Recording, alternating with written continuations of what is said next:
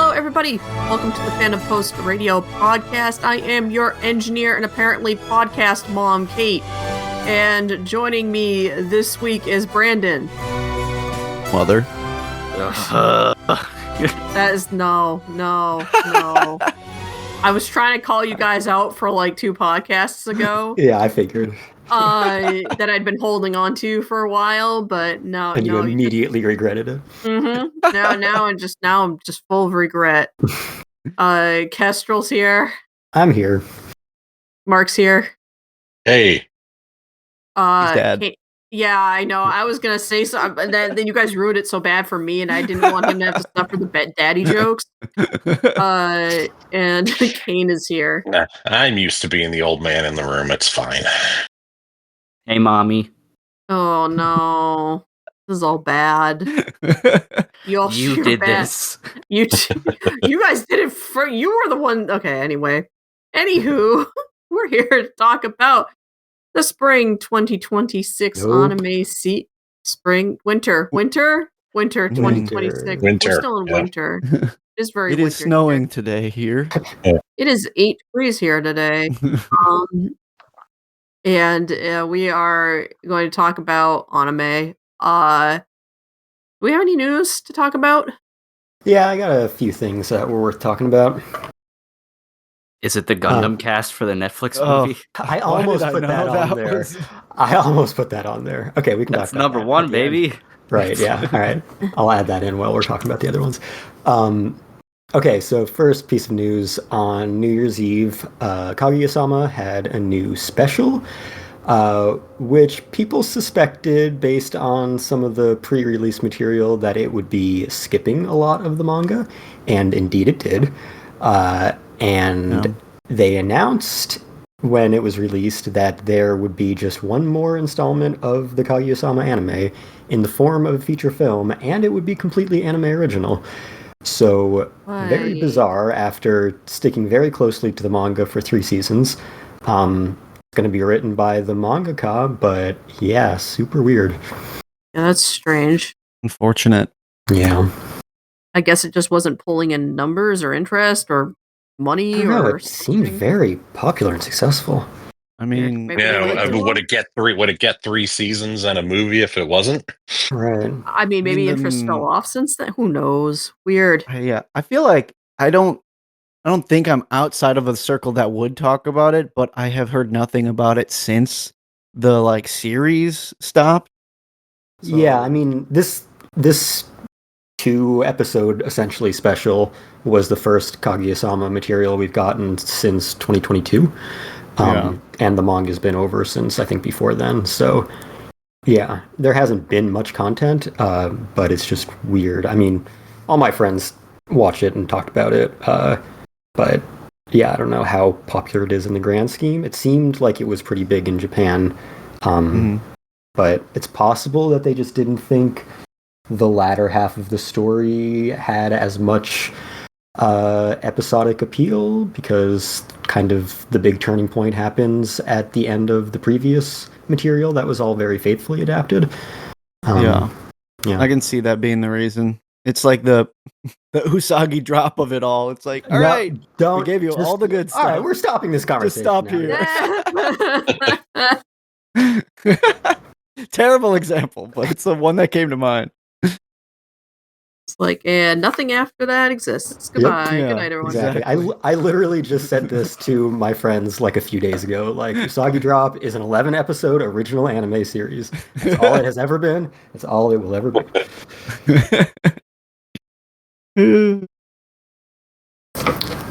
Yeah. So, anyway. Do none of you guys watch the series? No, didn't care. This is such a Mark show. Yeah, no, it's on my list, but I haven't gotten to it yet. Like so many things. Wait, Kaguya or Usagi Drop? Kaguya, sorry. Kaguya. I watched the series. I didn't watch anything after season 3. Okay. Well, if I recall, I tried. If you recall, I tried. Yes, I recall. Yeah, I mean, after that, it's just the movie, which was then split into 4 episodes, and then this special, which was then split into 2 episodes. So almost certainly the final movie will be split into another 4 episodes or something. Okay. Maybe I'll do a big final catch up when it's done. Yeah. I'll let you know if the ending is terrible. Great. How was the ending for the manga? Maybe that was the issue. See, that's the thing, is that I heard fairly positive things about the ending of that manga. Now, this is the same writer who also wrote Oshinoko, and I heard terrible things about the ending of that manga. Yeah. So you'd think that that would be the one that they'd try to come up with an anime original ending to. And also, if people liked his ending for Kaguya-sama and didn't like the only other ending he's written, why are they making him write a different ending to the one thing he ended correctly? Yeah, that's worrying. Hopefully it's good. Well, is it that they are making him rewrite it, Or or he has wants to, or he wants to. He wants to. Yeah. Right. Probably Terrifying. that. Yeah. Watch him ruin it. We'll see. Other piece of news. Couple pieces of news out of this Dragon Ball event that happened called Genki Damatsuri, which was, teased to announce some big new Dragon Ball news. Of course, Akira Toriyama passed away almost 2 years ago now. Daimo was Has it been that long? 2 years? 11 months, yeah. What is time? Or a year and 11 months, rather.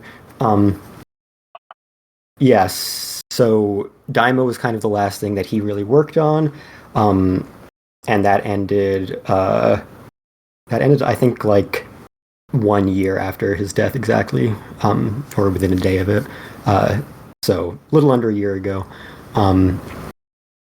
And, we've been wondering, of course, there will be more Dragon Ball eventually. How soon will it come? How soon will we get to completely un-Toriyama content?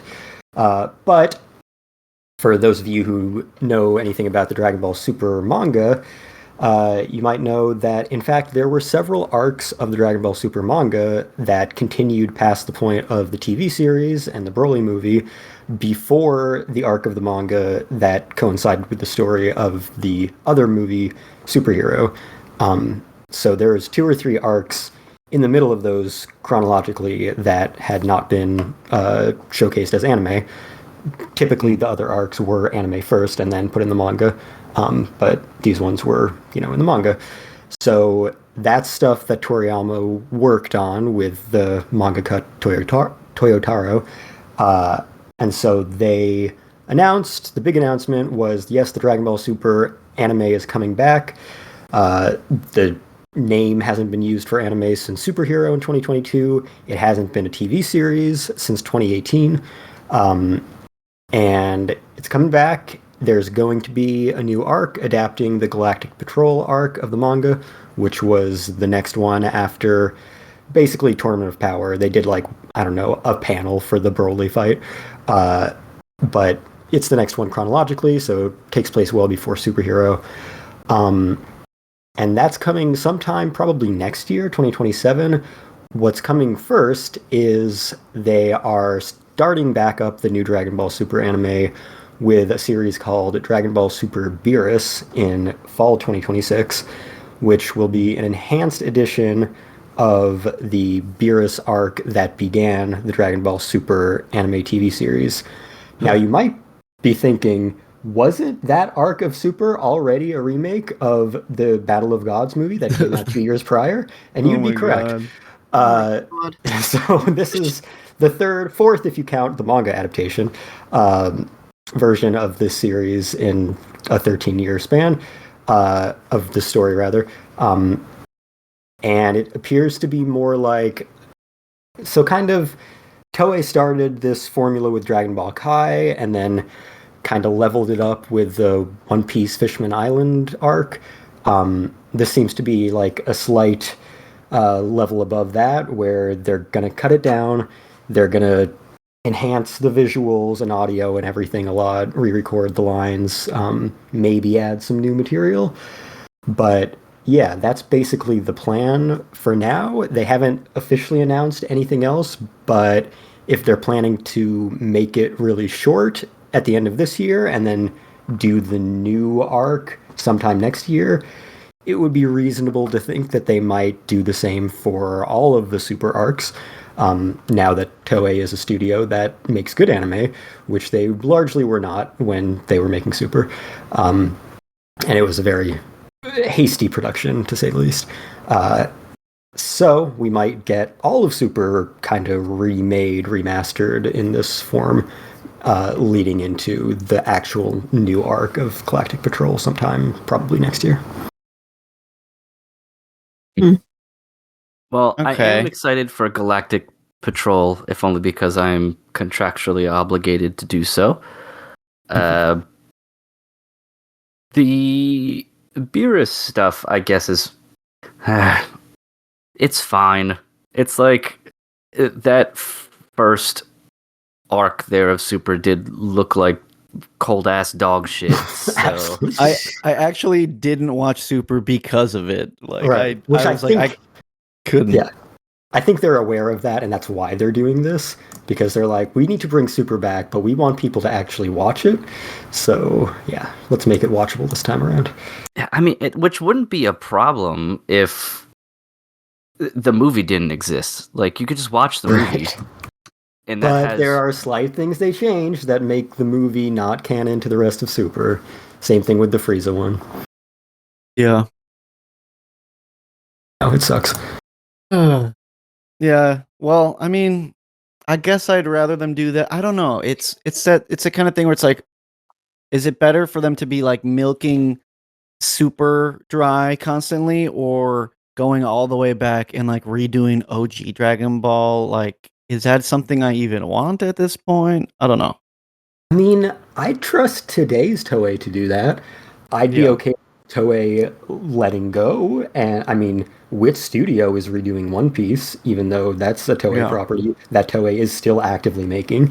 So I'd be totally cool with the Dragon Ball. Yeah. More than I need a third Beerus remake in 13 years. yeah, it feels like something I wish if they would have done it, depending on how long it's going to take them and how many episodes they're planning on making it, like farming it out. I'd be fine with if they really wanted to, like farm it out to someone who's good, and then you just focus on using your good skills to make new content, and then you can maybe do it that way. Because at least in my mind, depending on what their production schedule is, it's just delaying like new content that I wish I could be watching instead. Even if this looks better, it's like, yeah, but it's still not new, and this is just delaying the new. So Well, I think the compromise is more that it's going to take them until next year to make Galactic Patrol and to make it look as good as Daima looked. And in the meantime, they're mostly going to be like applying filters and shit over the 2015 episodes. They're not really putting their staff to work from scratch. So I think that's why this kind of works for them. You know, I never really sharpen, considered. sharpen. Yeah, I've never really considered a non-Toei Dragon Ball adaptation. Mhm. So hear me out. Original Dragon Ball remake by Saint Saru. I was Get, not like, expecting that. Real That- cartoony with it, like real. I feel like that could be really cool. Just like they could really similar to like the new Ghost in the Shell coming out. Right. Just kind of like hone in on that like cartoony, more laid back vibe. I mean, It'd be Dragon fun. Ball would be the one to do that with because it's definitely more adventure-y fun. Yeah. Yeah. So if you were gonna make it cartoony and Saturday morning fun times, then that would be the one to pick. Yep. I'm just saying, manifesting a little. We'll see. I thought you were Dragon gonna say Ball. JC staff, and I was gonna laugh my ass off. No. You know what we need? We need a Gohan's Dragon Ball. Oh, God. I think the world No. deserves that much. I've always said give Madhouse and the Hunter x Hunter 2011 staff Dragon Ball. Holy shit. Yeah. That's a pipe dream. These are all pipe dreams. These are all pipe dreams. Let's be But honest. if the One Piece ever happens, which we haven't gotten any word on for years, anything's possible. Because if Wit Studio can remake a Toei Animation flagship, no pun intended, while Toei Animation is still making it, anything's possible. True. Okay. Anything else on the old Dragon Balls? My brother was really pissed off that the Dragon Ball Gotcha game didn't give him anything for the event or anybody, and he made sure to tell me about it. So there you go. I'll be sure to speak to someone in charge. Yeah, I think he called them Bandai Shaft Co. I hate this fucking game. Scam Co. was another one that he used. Scam Co. That's good. Yep. All right. So pass that along. Yep, will do. And since it was mentioned, sure, we'll talk about Gundam. I'm pretty sure this live-action Gundam movie was Netflix originally, and then they dropped it, and Legendary picked it up, and now Netflix is, getting streaming rights from Legendary for it again. But Weird. that's happening, apparently. Apparently, it is really going to star Sydney Sweeney and Noah Centineo. I don't know who either. All right. I know who one of those people is. I don't know who I don't know who Noah Centineo is. Yeah, Sydney Sweeney is obviously the weird, interesting choice there. Who do you think she's gonna play? I mean, if they're going UC, right? I mean, if they're going UC, she's Sayla and he's Amuro, right? That's what you'd have to think. But man, it'd be funny if they were like, "No, you're gonna be Frabo." Actually, yeah, that would be a good one. And and he's Camille. We don't actually know who the real boys are yet. They should make the heated rivalry guys as Amuro and Char. My God, do it today. Take my money. Do it.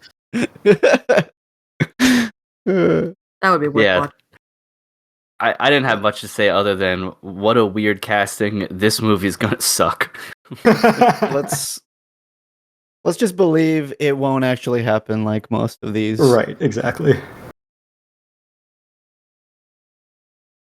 Oh my God. But yeah, that's it. That's all I really wanted to say is I was surprised. I was surprised to just hear a casting announcement because it'd been so long, and normally these things die before you even get that far. Yeah. And then to see what the casting was even more of a shock. I mean, remember we did get Keanu Reeves announced as Spike Spiegel for the live-action Cowboy Bebop film. Oh my God. Yeah, these things do happen, and then nothing. Yeah. It's not unheard of. People, get cast, drop out, things don't happen. Yep, they get scrapped at all phases of production process. Akira has been assigned to like 12 directors at this point. Oh my God. Oh yeah. Tetsuo played by Finn Wolfhard. I mean, we're practically at that point at this point, but ugh. Another W on the board for Bad Guy Spam Co. Yep, then nice. Boom. Yeah, I can't.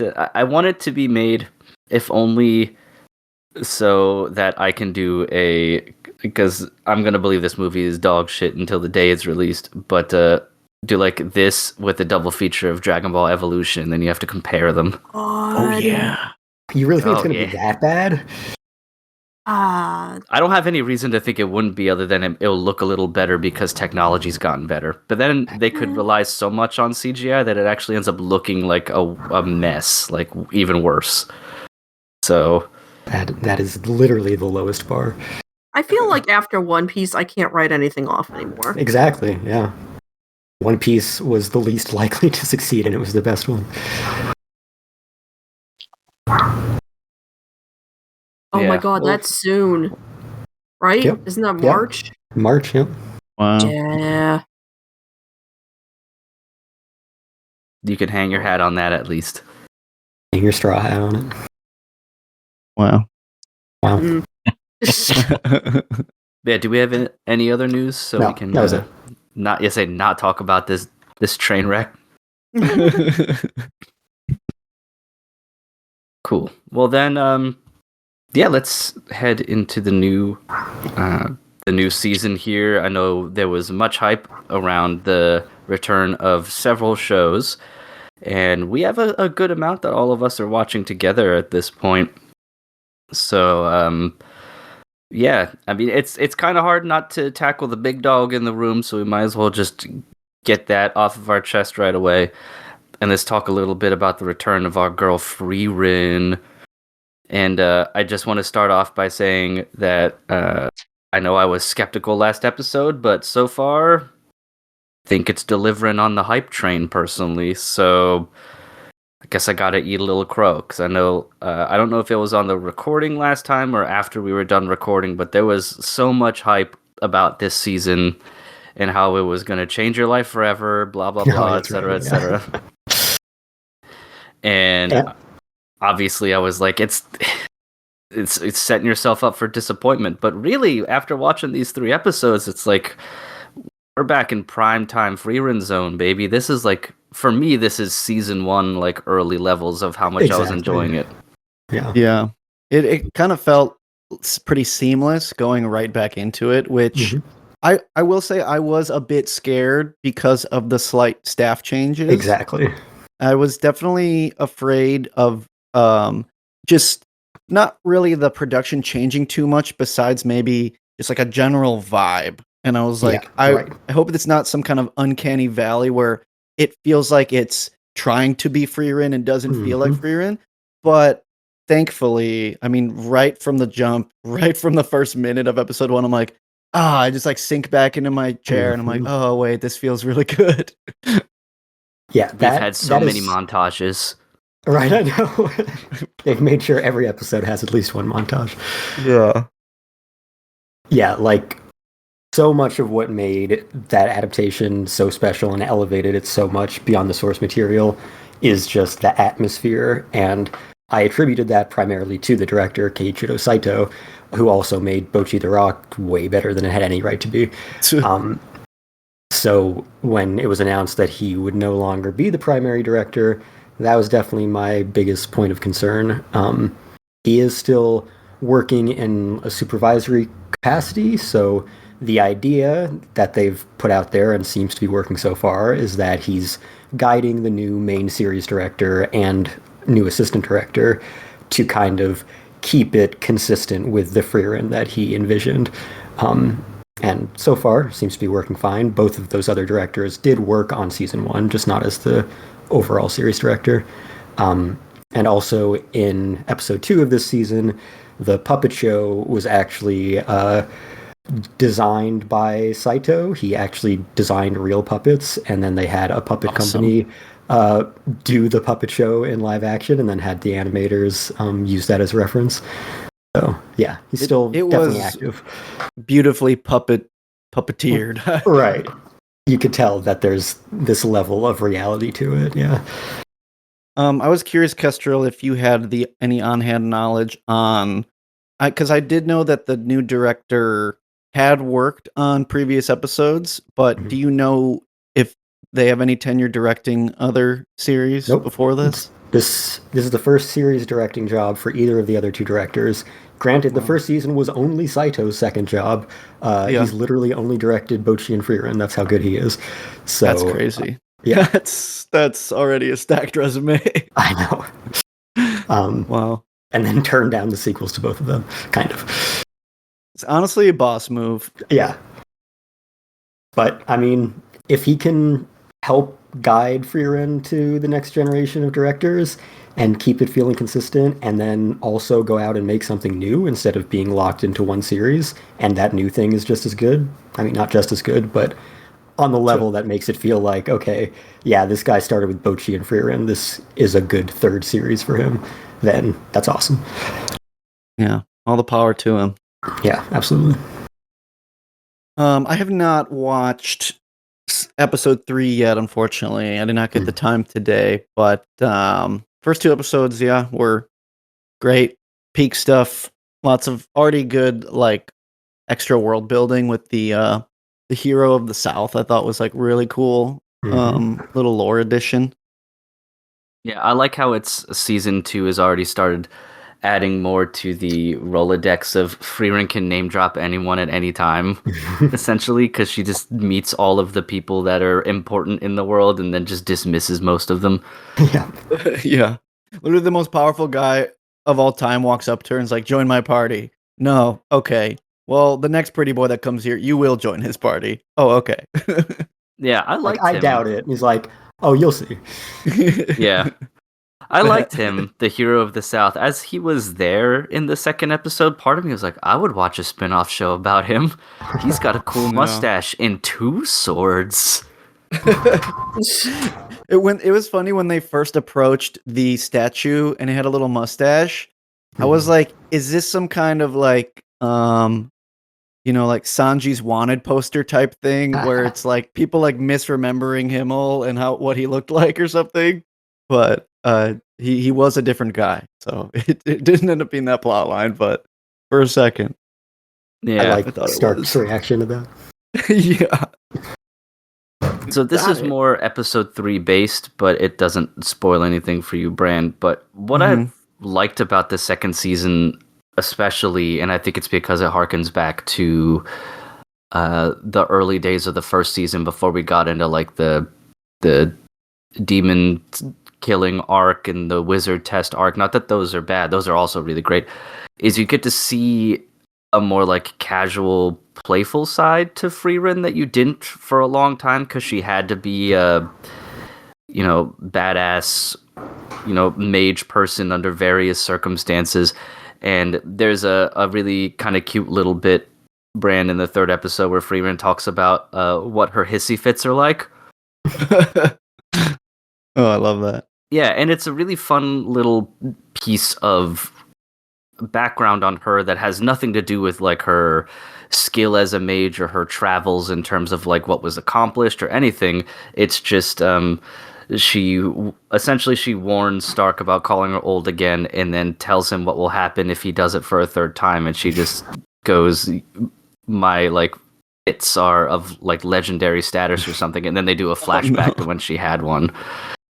And it's stuff like that I've been really enjoying, seeing the party like kind of mesh together again after they spent so much time in that first season and the second half of it just being in like constant turmoil of sorts and doing a lot of really important story things. Now they're just kind of back to, we're getting to our goal eventually. But we're back to just kind of wandering and getting to know each other and all sorts of stuff, which is really nice. Because those are my favorite parts, are the introspective kind of quiet moments. Not that the action is bad, and they've shoehorned that in along with the montages. Sometimes the montage and the action is one and the same. Yeah, I mean, both of the first 2 episodes had very brief but spectacular action sequences. And then the third episode kind of builds up to what should be its big spectacular action sequence, and then it's deliberately very anticlimactic. Yeah. Great. Also, I love the Frieren look up meme that they put in the second episode. Yes. I love that. Oh, That's so awesome. I knew they would have to reference it. Yeah. Yeah. It's funny that they just did it like so blatantly. They're like, yep, this is what you look like. Boop. Exact same, like everything. It wasn't even like a subtle, she looks up when sitting at like a table at a cafe or something. It's almost the exact same pose and everything. So I thought that was very funny. Congrats to that guy on Reddit. Yeah. Can you imagine? Oh, that's gotta feel great. Speaking on what you were saying, Kane, about just like getting at those smaller moments of like seeing that side of Frieren. I do like that because we've gotten past the point of needing to like get her out of her shell, and crack that tough exterior that she like carried for a portion of the beginning of the show. It is nice that even from the jump of episode 1, when they're in that cave, it feels like it's supposed to be very high tension because it's like, oh, they have no magic. Like they are literally just sitting duck bags of meat, like these all-powerful sorcerers are literally useless right now, but the fact that she just like puts her full trust into her party and just like literally like sleeps through it is like I just love little moments like that. It's already, like you said, we're already in those like little just like seeing the comfort of the party right away again just like feels so good. Yeah, well, she feels so confident in Stark to help them in a way that feels less, I don't know, forced is not the right word, but less coercive by Frieren, where she's trying to like tell him and he clearly is not feeling up to it, but she's just like, yeah, you got it, and then he does the thing and that's it. So, you know, they're getting to know each other and trust each other more. And granted, he still doesn't like want to do it necessarily, like the run thing, but he just scoops them up and goes. Also, he carries them both. So, strong. Yeah, they really push that the frontliner thing. They're like, "Well, you're our frontliner," and he's like, "Well, I'm the frontliner." So, yeah, a few things. One, his name literally means strong. Everyone's name in Frieren is just the German word for whatever word the author thought best described them. So his is literally just strong. But yeah, I like how, of course, like always, they have the flashback mirroring the current events and seeing how comfortably she kind of leapt into Himmel's arms in the same way of like, yep, this is your job right now. I'm just going to be your princess for the moment. And then also in the second episode where you kind of see the growth of how much she values humans' efforts because of their short time spans, whereas she has infinite time to do anything.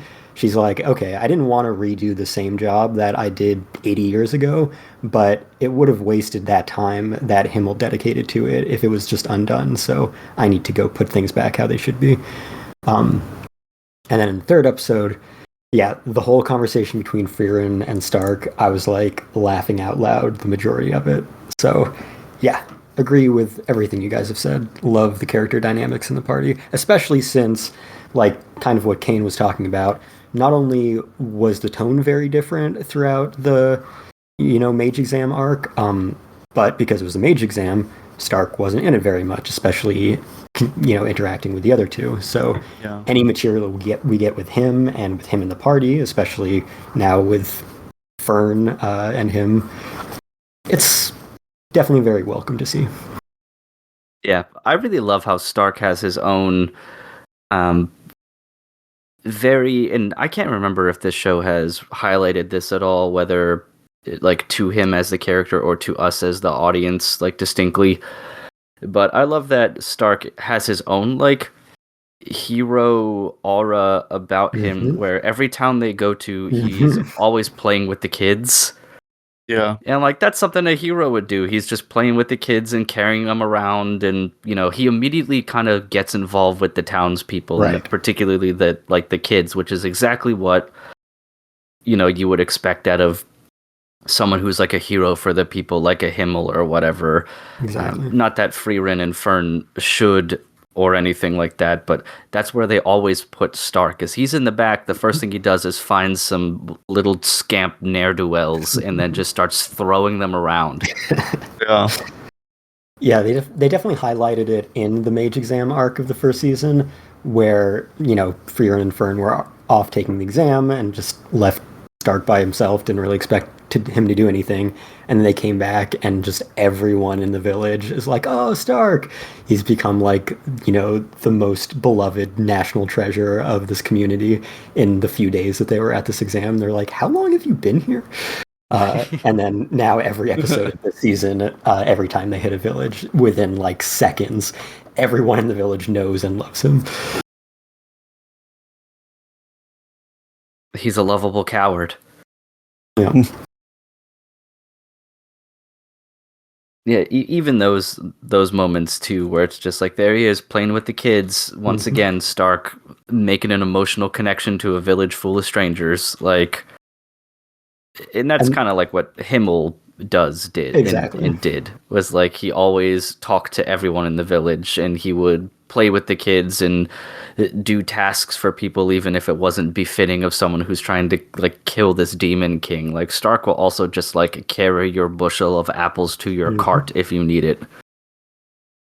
Yeah, and that was a big thing that was highlighted in the final episode of the first season as well, with Verbal's history with his village and how they talked about Himmel in the past. That, you know, they don't care that he went off to some far off land and killed the Demon King. They cared that he came and met them where they were and treated them just as important as the world-changing events he was involved in. And that's what makes a real hero. And that's what Stark has inherited unintentionally. So you guys, I'm sure, were aware of the little bit of, even saying controversy is too strong, but the kind of redesigns of the characters. I mean, yeah, do you have any particular thoughts about any of those in particular? Because the only thing I honestly noticed is everybody's faces are a little rounder, and Frieren's got some like purple in her hair that she really didn't in the first season. They kind of took some of the silver out and made it purple down near the bottom of her ponytails and stuff. But other than that, I can notice like changes in the art in general, but that's just kind of for everything. I just know that there was like they've been redesigned, and on the subreddit and stuff, people were all like, ugh. But yeah, maybe I'm just a fucking pleb. So the only major staff change other than the directors that we mentioned was the character designers. There was one character designer from the first season. She was completely replaced by 3 new ones for this season. And by the way, we didn't mention this, but the first season was 28 episodes. This season's only 10, so we're already almost a third of the way through. But yeah, it has. Yeah, I know. Whatever it takes to keep up the quality. Yeah. But yeah, it has 3 new character designers. Yeah, I agree. It looks mostly the same. I'm sure when we get new characters, they'll, obviously look different, but that's fine because they're new characters anyway. The existing characters, yeah, slight shape and color changes, but nothing too significant. Also, one of those 3 character designers is the character designer and original artist of Violet Evergarden, which is beautiful. Wow. So, yeah, I trust that artist. Yeah, that's a big snag, honestly. Especially since I totally am the composer of Violet Evergarden. Yeah, true. I mean, as someone who forgot that role was even replaced, I didn't really take notice to the differences in the first 2 episodes, but yeah, I mean, they still very much, I feel like, are in line with their season 1 character designs, and like you said, maybe they'll get a little bit more maybe they'll go a little out there with some newer designs, since they will be new. But I mean, like, the hero of the South more or less looked like Himmel with a mustache and a part in his hair. Like, they're very consistent with the style of the first season. Yeah, they're not going like out of their way to make someone look exceedingly like different or like anime-y, so to speak, in this world that is generally grounded in their character designs. And then all of a sudden you're going to get like Yami Yugi. Like, who could be the stand user in this village?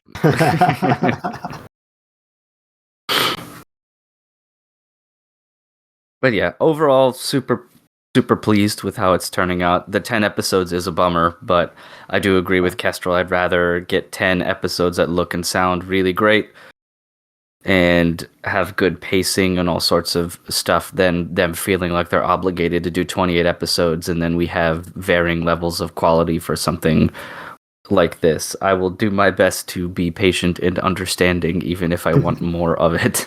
Right, exactly. I mean, they can't really do too much more anyway, right? Isn't it the manga on hiatus, or it has been on a lot of hiatuses. Yeah, it's been on hiatus for a while, so there's not. They're going to catch up if they try to go any faster or do more. So yeah, Interesting. They're doing exactly what they should be, I think. Yeah. I think before we move on, the last thing I wanted to mention, and this is just semi-random, but I think one of the things I've liked the most about the montages when they're walking through is they do a lot of like weird close-up shots. I don't know if you've noticed that, where they'll do like far away shots of them like walking over a log, like very like zoomed out, and then they'll cut to almost like the frame is completely taken up by their face as it's going upwards, and then they'll just do all three of them like looking up and climbing.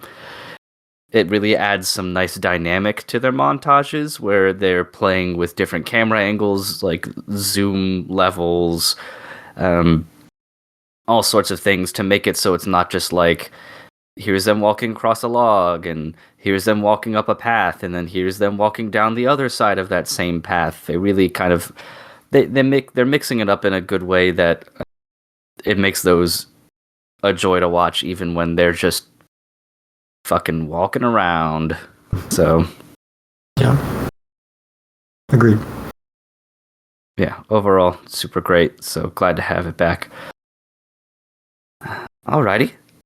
Well then, unless you guys had anything you wanted to add, real quick, I say we can move on. There is certainly plenty of other shows to talk about, both expectedly good and hyped, and maybe also a few surprises along the way. I guess I would be remiss to not mention the Frieren's effects on the real world with that Winter Storm Fern that rolled through. Yep. In fact, the season 2 dub has been delayed as a result of Fern, literally.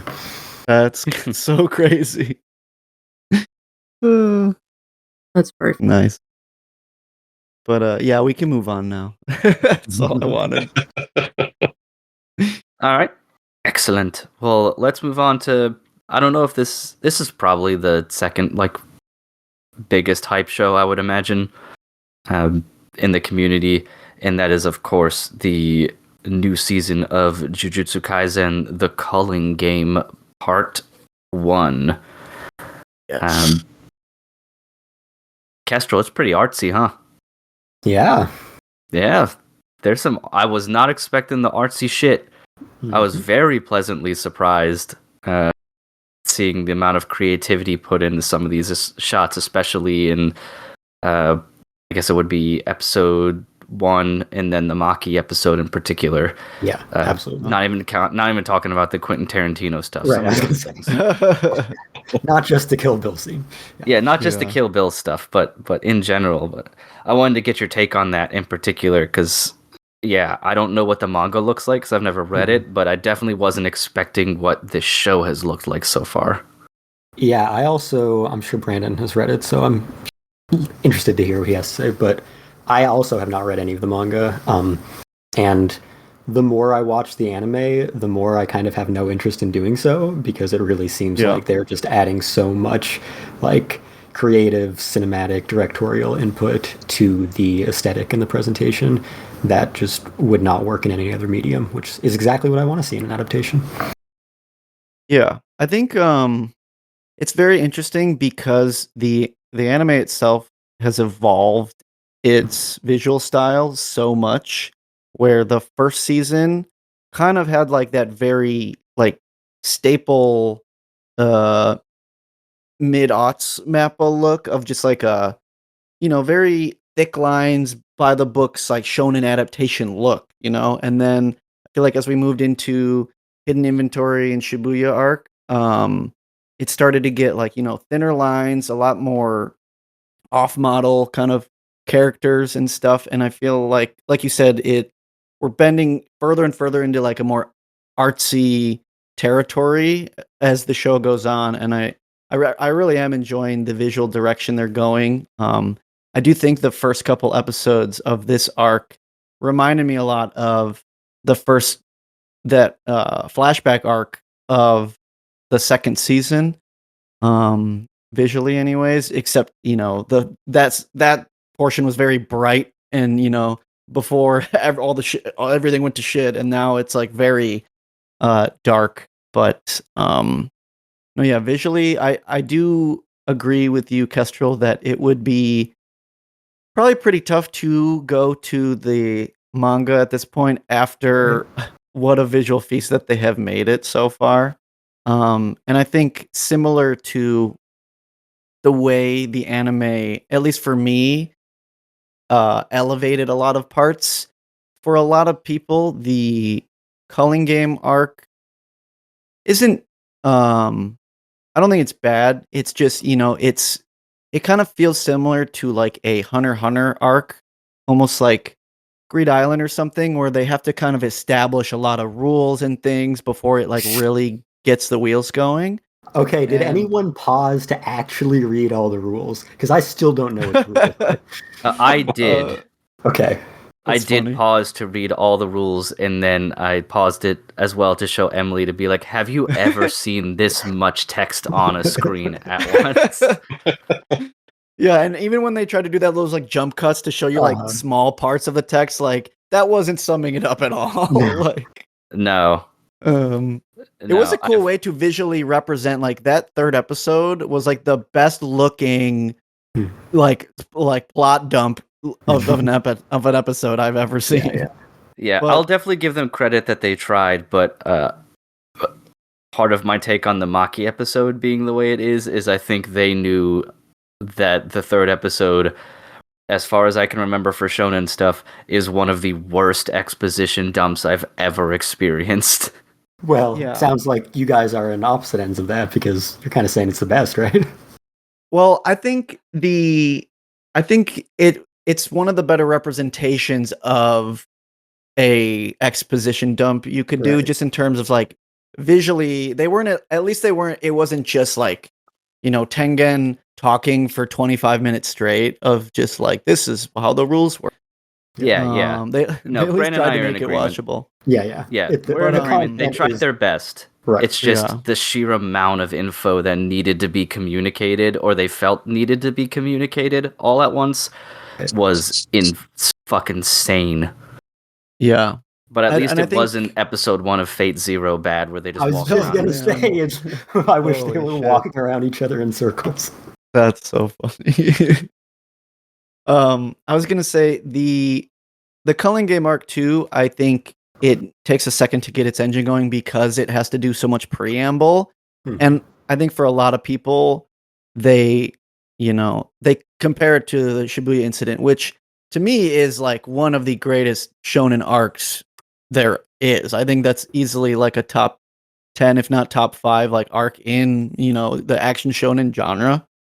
And it's going to be hard fought to like live up to that standard, but I think they've already shown that they can present it in a very like dynamic new way that is very interesting. And like I said, even these episodes that are just getting the ball rolling are still very enticing. And of course the Maki episode was just like an insane treat of a fight. So Yeah, I was gonna say. yeah. I think the engine is started now. After it that. is. It's one of those things where for me, the Culling Game took a while reading, but watching it, I'm already like way more excited for this arc than I imagined I could be.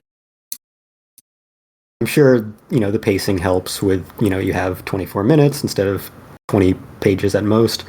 Yeah. They released the first 2 episodes together, so we got into it fairly quickly. Yeah, and this is maybe a little bit of a spicy take, but I think a lot of people had issues with the official translations for JJK when like through the Shonen Jump like weekly, people were like, why is it being worded this way? And like there was a lot of talk about like whoever the translator or the whoever was doing the prose for it was just like, I mean, I can imagine it's a tough job when you're just plot dumping and like explaining rules, but Yeah, I mean, have you ever listened to a line in Jujutsu Kaisen? It makes no fucking sense. Yeah, so I think at least the anime is making it a little easier to comprehend how the game works. Yeah. Once it gets going, like you said, like having to pause the screen to read those rules, not gonna help you too much. Just kind of like let it roll. Okay. That was the one moment where I was like, well, I guess this worked better in manga when you just had a page of text that you could read at your own leisure. Yeah. Yeah. No, it's one of those things that, like, the game also, as you can kind of put together, it has rules in it to kind of make the players have to fuck with the rules. So the game is going to consistently change as it goes. So yeah, there's no real point in trying to understand it yet. Honestly, that mindset, the last thing you just said, Bran, hasn't increased my enjoyment of JJK in general. I don't even attempt to just like understand anything about it anymore. Exactly. You shouldn't. Yeah, that really is a microcosm for the entire series. Yeah, it has always been, here's a bunch of complicated bullshit. Let's break those rules immediately. Yeah, I can't help but feel like the mangaka for this must be one of those like lore hounds, like type that like loves hearing about every piece of minutia about like a universe of a game they're playing, and then that's when they created JJK. They're like, now I want to do that to the nth degree. And man, I don't fucking get a single thing about how some of these powers work. Cursed energy, inverse cursed energy, like all that. I'm like, whatever. Good guys are just hopefully gonna beat up the bad guys. Domains expansions. Jesus. It'll look real cool. The real truth about kill 1,000 of her family members. It's gonna be great. Yeah. The real truth about the author is that he's like, I just want to like watch Love Live all day. I'm just gonna write some shonen battle slop for the audience and then call it a day. Love Live some shonen slop for the meatheads. Yeah, exactly. Something to sink their teeth into for a week. I mean, Togashi and Dragon Quest make sense, but I love that Akutami is Love Live and Miura, rest in peace, was what was it, like Idolmaster? Yeah, it was Idolmaster. Yeah. Yeah. Everyone's got their thing. Yeah. Yeah. Which is funny because right now there is a JJK like sequel spin-off in Jump where Akutami just gets to write it and let someone else do the art. So, yeah, that's been interesting. But anyways, the getting back to the actual airing show, I think I don't know, is this also listed for a full like 24 again? Or let me see. It is 12, which is, I guess, explains why. Okay, because it is part 1. Yeah. Okay, that makes sense. So, what are you guys' take on the Maki episode? I think it's very funny that Japanese audiences were. People say Japanese audiences weren't a big fan of it, and then when you dig a little deeper, it's because the Zenin clan head guy was like very popular in the character popularity polls. So it's just like funny to me that like seeing their favorite boy get his face punched in made them mad. Yeah, no, I thought it was spectacularly executed. I don't know how effective it was in the manga, but as a 24-minute film, avant-garde shonen film, it was pretty incredible. Yeah, I'm glad they kind of made it a standalone episode. I think there was no better way to just like represent like what Maki did there. It was really fucking sick. And I also go ahead. I was just gonna say the very clear, Kill Bill scene was just like chef's kiss. Yeah.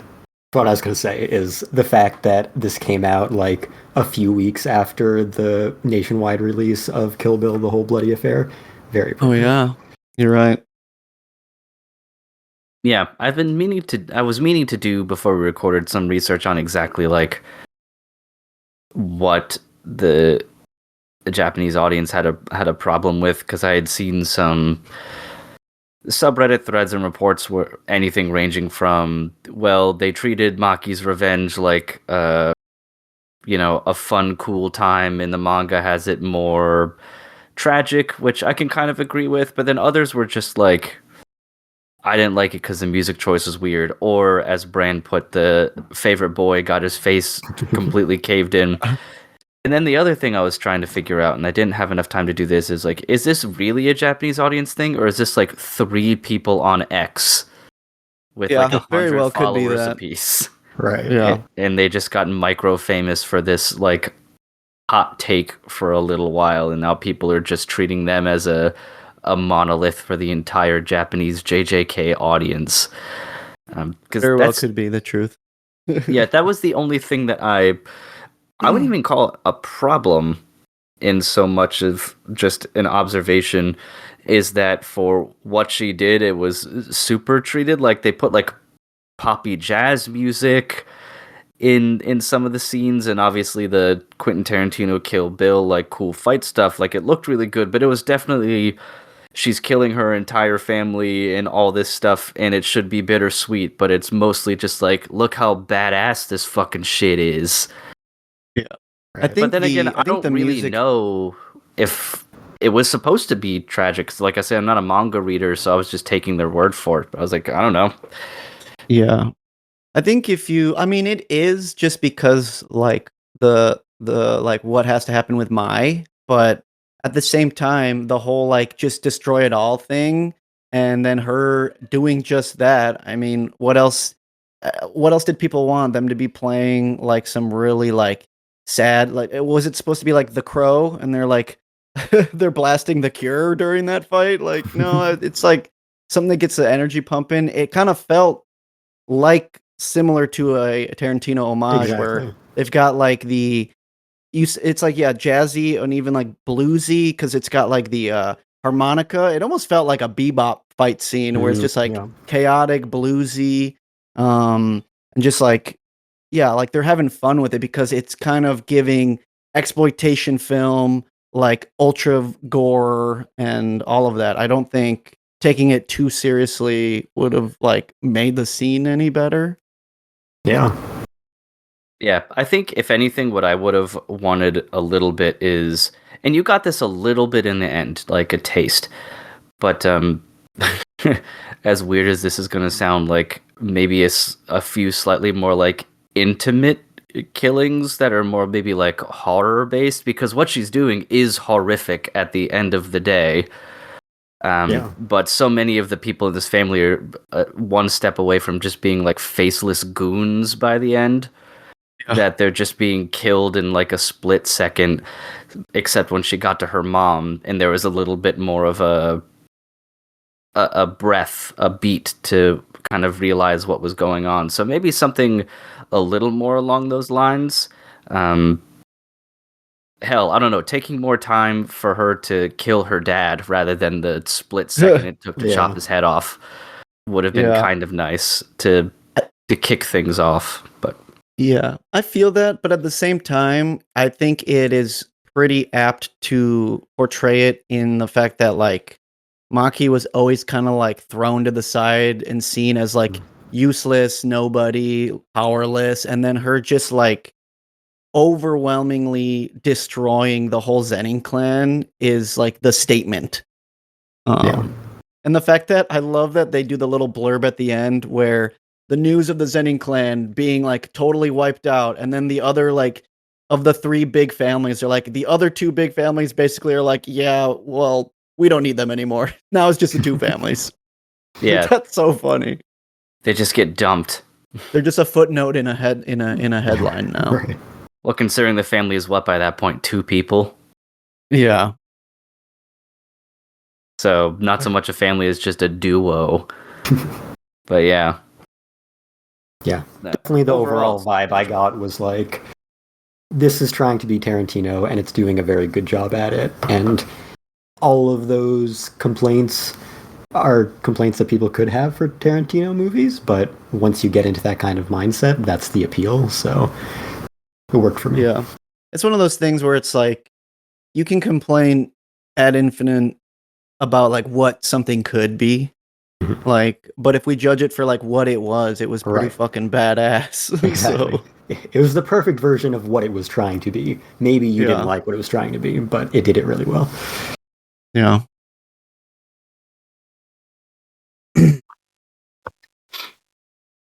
Yeah, I also like to think that they're, like I said earlier, the very well animated, highly kinetic, enjoyable action of that following episode was like, hey, congrats guys, you did it. You made it through the previous episode. You're here. I also like how... Sorry, go ahead. No, you go ahead. I was going to mention very briefly that I appreciate that the last 2 episodes, respectively, made a very direct Kill Bill reference followed by a very direct Fight Club reference. Oh, yeah. I was going to say, something I'm looking forward to is they do add a lot of interesting characters this season, and I really like, I think his name's Hakari, the guy in the newest episode, and then one of them that I didn't remember from the manga, them mentioning so early, the like failed comedian guy in the first or second episode. It's a very small stint of him, but put your investments in now because he's gonna have some like awesome moments later. Yeah, I was thinking that when he was introduced, I'm like, this guy has to have like something crazy happen because he's thrust into this game and he's just got fucking nothing in his life right now. He's not like a monk who's trained in martial arts and now is just imbued with powers, or like we're not talking like a falling down situation where he's just an angry salaryman. He's a down on his luck comedian who's basically at the end of his career and has fucking nothing. Yeah. So what they do with that is going to be really interesting. Or I was assuming and hoping at least. Yeah, it'll be awesome. I hope he has like some type of domain expansion where he just forces his enemies to watch like a Tim and Eric episode for infinity. Oh man. I will say, he's not one of the clan killed by Maki. He dies first, but rest in peace, now Bito, old man, talking about how evil motion interpolation is. I've never... Oh yeah. R.I.P. to a real one. Pour one out. Alrighty, well, those are the two real big ones, I think. But I want to try to switch gears a little bit and also get Mark involved a little bit. I know that he was excited to talk about this show in particular, especially with how we are watching it together at this point. So I want to hear, Mark, what your thoughts are on Journal with Witch, another shonen slop classic. Opposite of shonen slop classic. Yes. No, this one was one that slipped under the radar for me. Like I did not pay a single second of attention to it coming into the season. And I just read something small about it after the first episode, and I was like, oh, what the hell, why not? I'll give it a shot. And it honestly, it just floored me. And it just seems to keep getting better every week. And and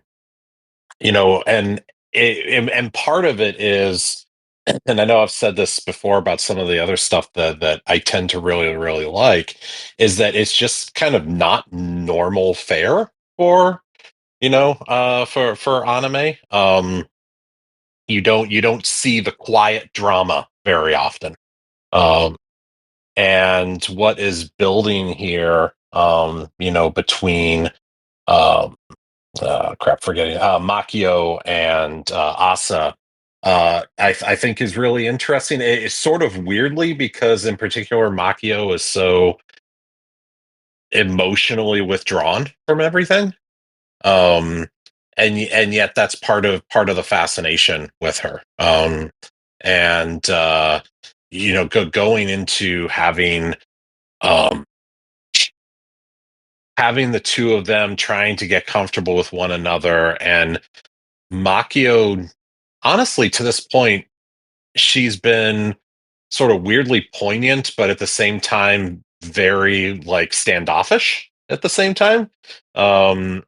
and and so it was both oddly comforting and dismissive at the same time. It's just been really, really interesting, and a just an absolute complete change of pace from shonen slop.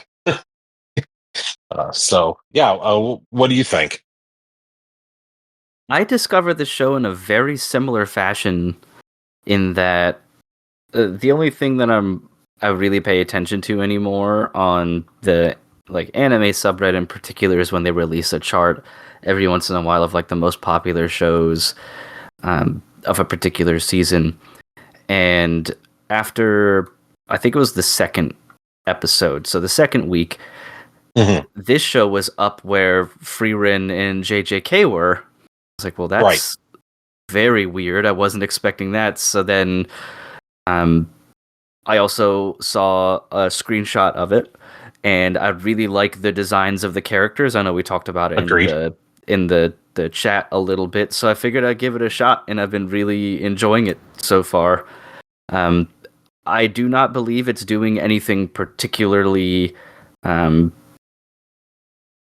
fantastic, in terms of creativity. This is a very well-trodden narrative path of person becoming a parental figure who is barely able to take care of themselves after niece or friend dies, friend dies or family member dies, and they have to take care of the kid. It's been done over and over and over again, but I think it just executes a lot of those things really well. And I agree with you on Makio, where I'm enjoying her being as kind of straightforward with Asa, in terms of I don't know if I could love you, but I'll make sure that, I'll take care of you. And if you ever are sad, we can talk about it, and all this other stuff. Very upfront with those things. And I'm still trying to sort of decipher if that comes from a place of, and it could be both here, but if it's coming from a place of compassion for her, or just that is how she communicates. Everything is, I'm just going to say what I need to say in as few words as possible to communicate what I'm trying to tell you, and then we'll move on. And it's refreshing in that way, where she's just if you're sad, talk. Let's eat dinner, things like that. And it's very interesting, because you're so used to, especially given the context of the situation with this whole death and everything, there aren't very many big outbursts of emotion, even though the two of them are so different, which I'm used to being how that goes, which is Asa has a big dramatic outburst and fights with Makio, and then they make up, and then Makio does something and says something regrettable in a emotional state, and then the cycle continues, and until they grow together through those. And that really hasn't been the case, except once or twice in very well timed moments. So I like its grounded state. I also and I was thinking about this on the drive home from work after the last episode in particular. Maybe Kestrel, I think you're watching it too. Yeah. If either of you could maybe throw your 2 cents in on this. But I like that Makio feels like a true personification of what an introverted person is. Yeah. In that, I think the internet, and this is because the internet is the internet, overblows constantly what an introverted person is, which is they want to be left alone and reclusive and hate people and yada yada yada. And Makio is so much more of a pure expression of that I enjoy. She has friends, she does things, but she also needs to recharge by being alone, and that's also a thing that Asa's presence makes difficult and stressful. But it isn't Makio is miserable 24/7, 365 because there's one person in the apartment. Right. So I was going to say I would 100% agree with that. And I think she, obviously there's still more that we have to learn about her Clearly, obviously, she did not have a good relationship with her sister, and that's kind of driving a lot of, a lot of this, and whether it's because of that relationship with her sister or whatever, yeah, she doesn't emote very well, which is part of this dryness. But she is a writer, she's a novelist, and you've got to be in touch with those sorts of things. So that's what enables her, I think, to be able to talk with us at least on a theoretical level. Mhm. And and it starts from the very beginning when she says, you don't have to feel ashamed for how you feel, because Asa, has just lost both of her parents, and she's just kind of sitting there numb and doesn't really know how to react to anything. And she's just like, you don't have to feel ashamed for how you feel, and don't let anybody, you'll feel something when you're ready to feel something. um and so she clearly has an academic knowledge of this stuff, even if she doesn't know um how to do it herself. I don't know Yeah. if that's the right, No, if that's that's the right phrase. that's a good But you know what I observation. mean. Yeah. Yeah. And like you said, I think that comes out in in her introvertedness, and as you said, a really good, I think, realistic portrayal of it. And that is, and we see that, how often it's like it almost feels like they're about to have a breakthrough, and then she's like, I can't, like, I gotta go recharge, right? I Hmm. there's food in the refrigerator, and she goes and starts tapping away on her laptop or whatever. So anyway, Kestrel, I think I cut you off a minute ago. Sorry. Oh no, you're fine. Yeah, I think I'm in agreement about definitely the portrayal of her as an introvert, and how, going back to Bochi the Rock that I was talking about before, that's a depiction of extreme social anxiety, and that uh, is somewhat played for laughs. I think the anime adaptation makes it a lot more empathetic than it would have been otherwise. But the two are not necessarily always linked together. You can Right. be an introvert without having crippling social anxiety. So I don't think Bochi the Rock is a bad representation of that dynamic, but this is a very different one, and we don't see it explored very often. That, especially a full-grown adult can be introverted like this and can be very uncomfortable with suddenly becoming a parent of a 15-year-old out of nowhere. So yeah, I appreciate everything about that and their dynamic, how kind of subtle and subdued the drama is. It feels very earned. There's no melodrama really happening. Makio's bluntness is kind of a refreshing change of pace from the usual anime misunderstanding tropes, where there's absolutely no ambiguity. And like you said, she's not very good at being communicative, because that's just not a strength that she's had, even with her friendships that have lasted decades of her life. But because she can imagine, the world through the lens of storytelling, she can empathize, at least on the level that an author needs to empathize, right? Even if that's a weird way to be a guardian of another person. But their respective personalities work well enough. And the fact that they both had complicated relationships with this woman who is now suddenly dead, it's very difficult for both of them to really face their feelings and come to terms with how they view this person now, especially since it is the binding force between the two of them that brought them together. And they have different but both complicated perspectives on the woman.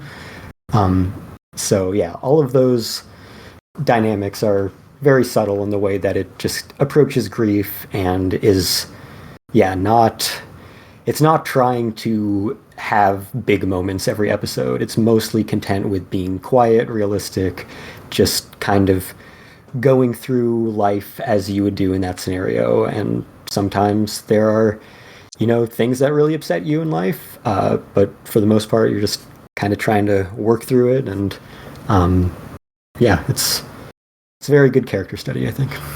Yeah, Yeah. I agree, and I really like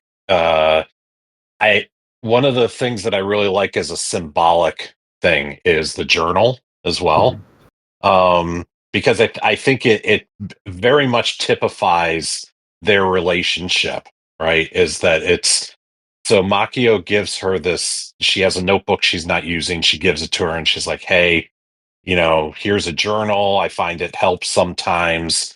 Write whatever you want to in it. This is your own personal thing, and it doesn't really matter. And so Asa does, writes in it or draws in it or whatever, and she leaves it open all the time.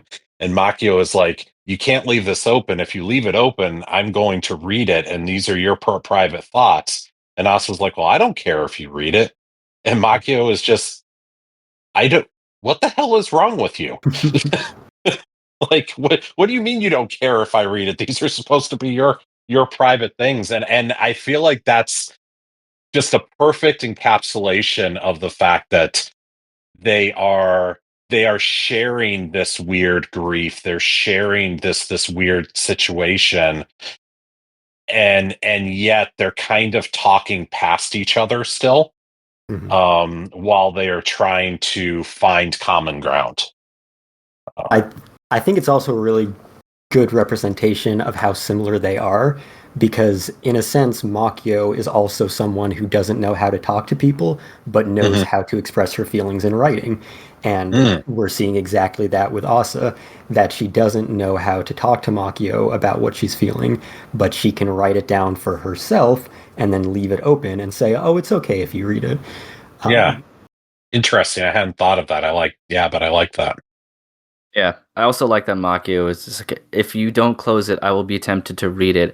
And in the back of my head, I was like, you could always just close it too. Right. if you really cared, you could just close it, and that's fine. You don't have to be tempted by it. Yeah, the journal is interesting, especially when the first thing she did was doodle. Yeah, inside of it. I also like, because Kestrel, you mentioned earlier that, and I touched on it briefly, that there aren't big emotional moments every episode, but I do really like the one that they picked, which was when Asa goes back to school. Right. To basically have what had happened in her life, shoved in her face in a public forum. And how that is kind of what ushered in a big crashing down moment.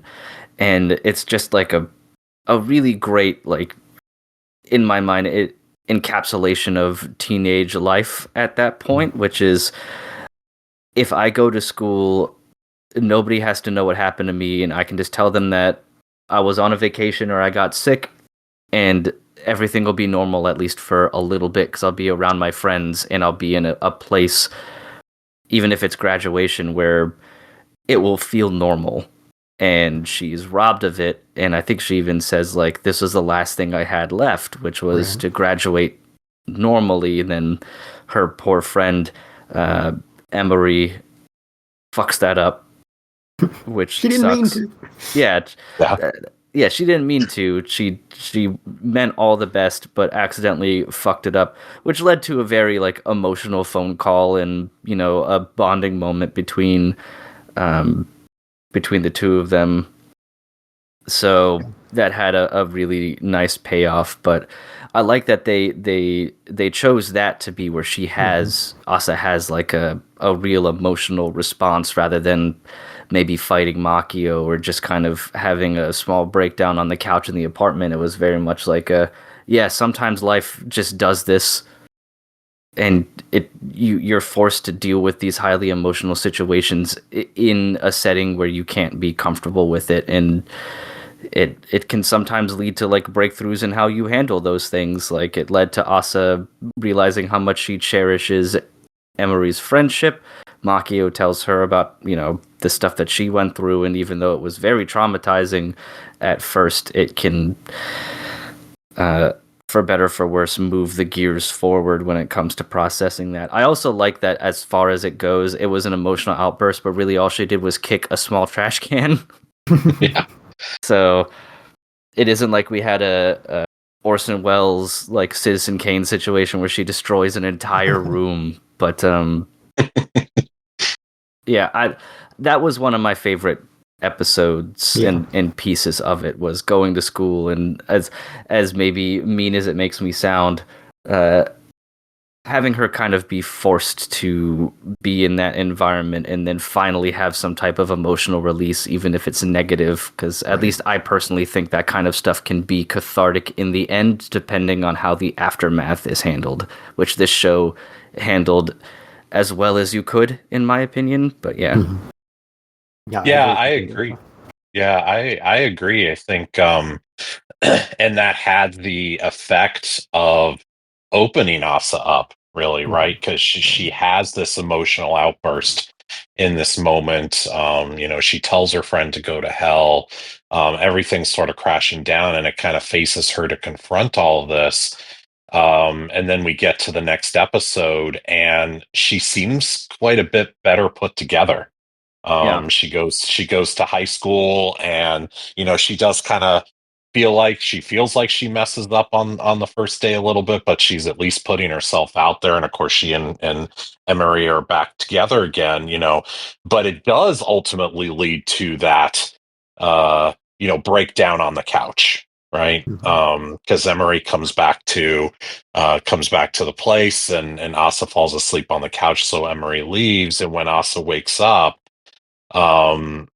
she finally opens up for real to Makio a little bit, and puts Makio on the spot. Because Makio just kind of wants to be like, okay, well, you do your thing. And is sort of forced to be like, okay, I have to be a little more comforting than this. So yeah. Indeed. I like to that the thing you mentioned with the high school is also another use of, I think, more so than the journal for me. I love the desert metaphor that they fall back on, about being alone and wandering through the desert, and how it can happen so suddenly. She's with friends, she mentions something to try to connect with them, and then quickly realizes that simply out of acts that are of no fault of her own, she now exists in like a totally separate universe to them. Yeah. Which sucks. But yeah. Yeah, the fact that the whole thing happened in her graduation was definitely very necessary, because of how closed off both her and Makio are, and how much they want to not talk about anything. And yeah, the fact that she has been so stoic and seemingly unmoved by the fact that both of her parents suddenly died in front of her. It's the fact that she is now being labeled as the person whose parents died, where she could have just been the Asa that everyone knew in middle school for the past 3 years, and at the last moment, now all they're going to associate her with is that, and that's what really kills her, especially feeling betrayed by her friend, and having that breakdown was the catharsis she needed to open up and finally really face her grief, even if her reason for thinking she was upset wasn't exactly the cause of the grief. It's what she needed to finally face her emotions in one way or another.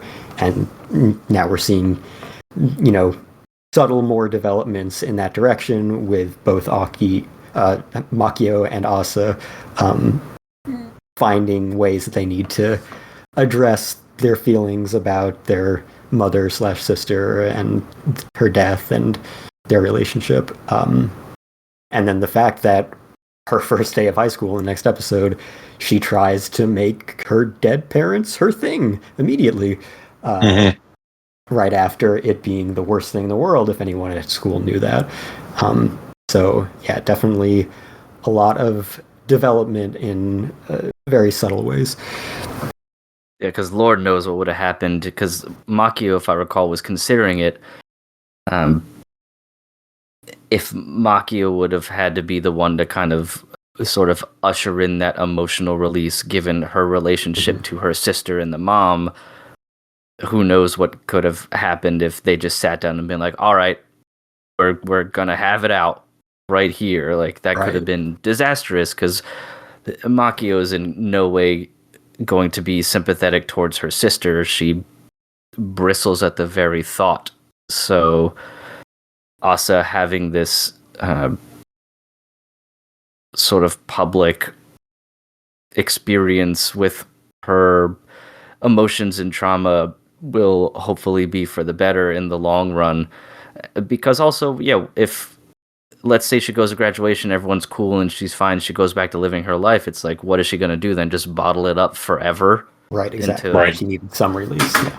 Until it gets released in a very negative fashion for no reason towards someone or something, years down the line or whatever, or it just leaves you bittered for years. Yeah. As you've said, one, she needed the release. Two, it's kind of the best case scenario that she would have it at a school that she'll never go back to. And three, it made her, like you said, really value her friendship and realize how important it is. She, like you said, if she had that big necessary release as a result of something that Makio did or said, then that could risk damaging their relationship since it's so new. Whereas with Emily, she knows that she's had this relationship with her for so long, and Makio is there to remind her that, they could still be best friends in 20 years, so to not throw it away. So, worked out very well.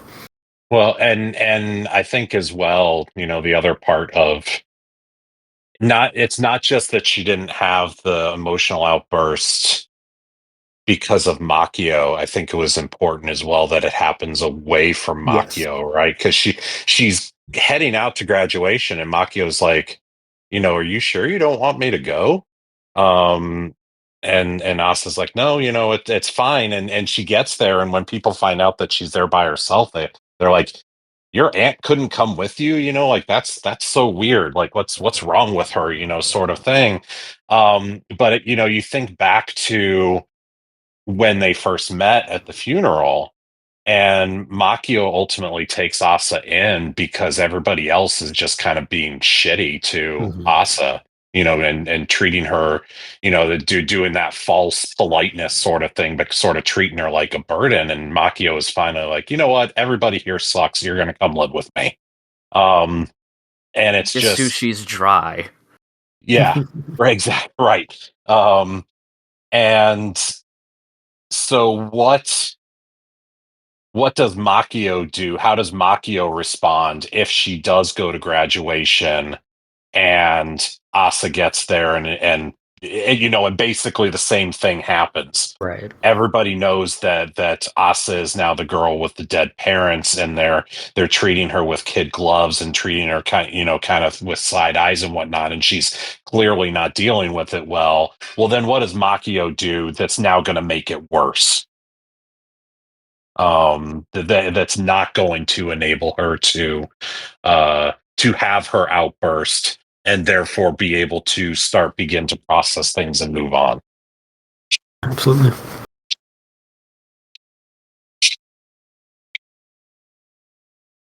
Yeah, very excited to see where this show goes with their relationship and how it grows, and then they both tackle their unique, as Kestrel put it, sort of relationships with mom and sister, because obviously they've both been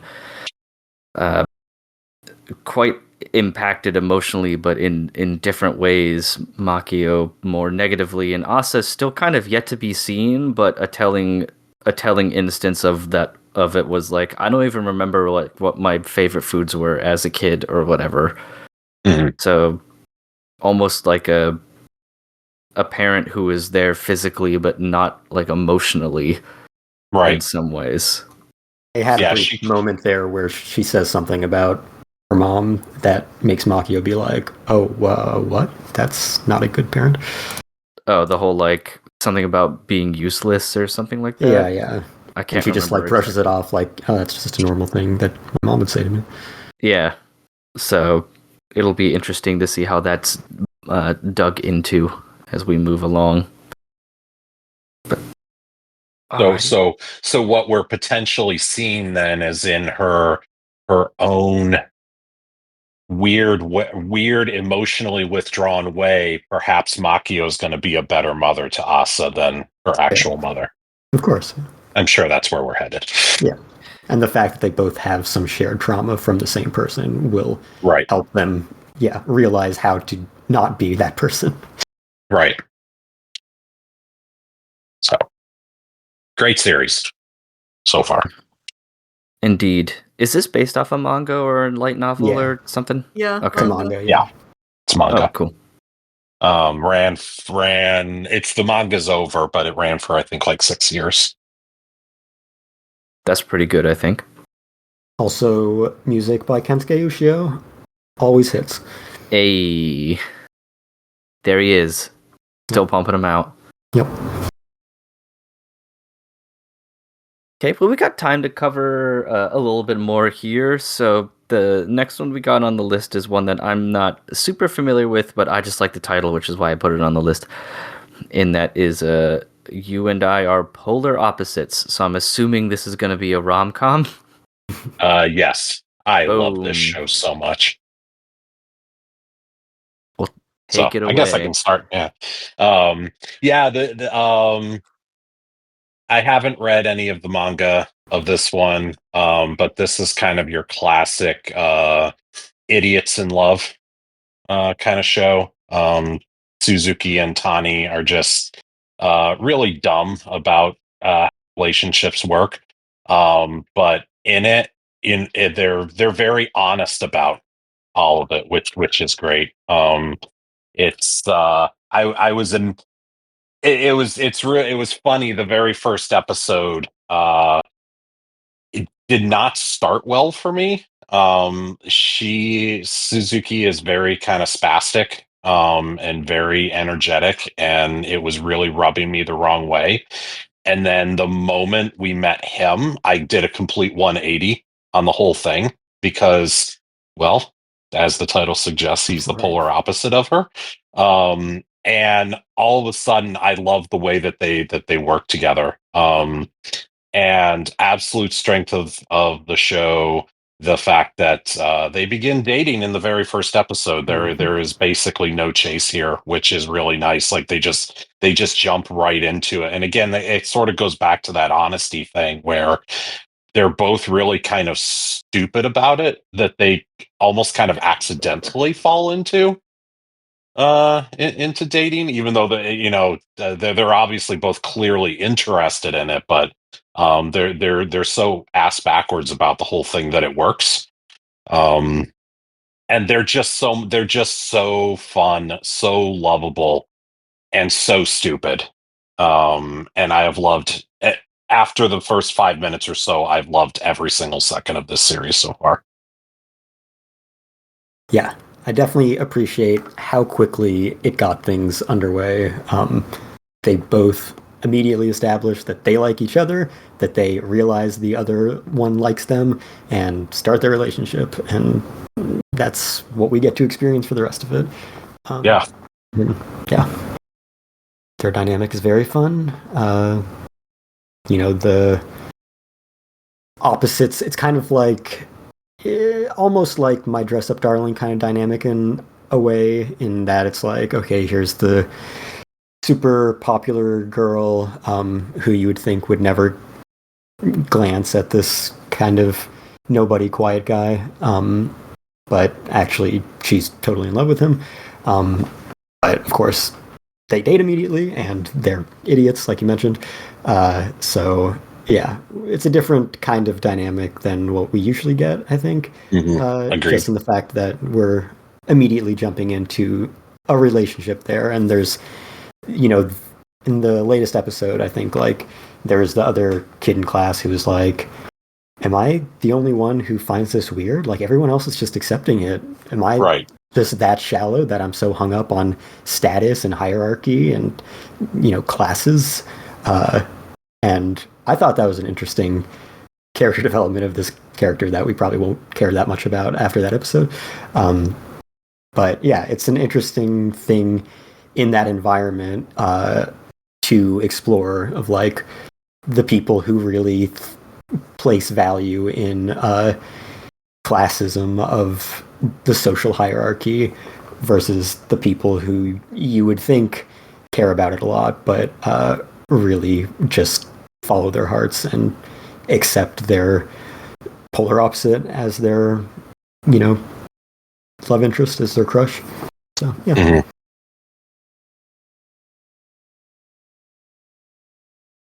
Yeah, they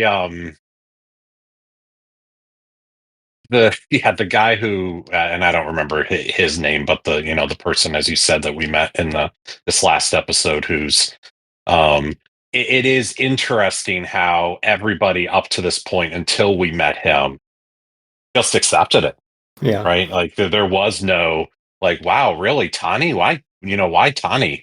Or anything like that. It's like, you go, girl. Like they were immediately on board. And like, you get this done and whatnot. And then, yeah, this basically this entire last episode was this guy being like, this is bizarre. Like, she's pretty, she's popular, she's all He's a this. 10. And yeah.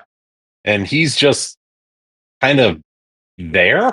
What's going on here? And it is just him wrestling with his conscious, the whole time, being like, am I the one are we the baddie? Am I the baddie here? Right. And it's just in there. I keep calling them idiots because that's pretty much how I think of them. But it's that idiocy is very endearing because of, again, the fact that they don't judge each other, that they just kind of go for it, and they're not afraid to screw up. Because if they do, they're just like, whoops. Yeah. The fact that they're both so dumb and so bad at it makes it work. Because if that was unbalanced, like they're polar opposites in every other way, but the fact that they both have no idea what they're doing, they're right. Just like, oh yeah, sure, this is dating, right? Yeah, right. So it's definitely one of the highlights of my week. I look forward to watching that every week because it's just so much fun.